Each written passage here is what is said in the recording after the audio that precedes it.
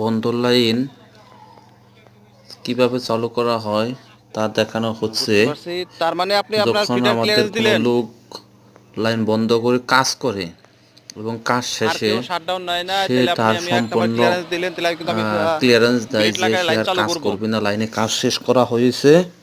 সে জীবন চালু লাইন করেন। চালু করার জি, জন্য আপনি করেন। বলতেছে যে আসবেন না? ভাই আমার কাজ শেষ হয়েছে এবং নিরাপদে ট্যাগটা খুলেন। আছি, নিরাপদ স্থানে আছি। ট্যাগ।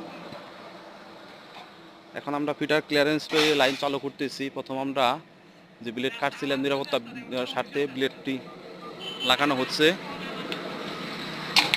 ৩টা ব্লেড কাটানো হয়েছিল।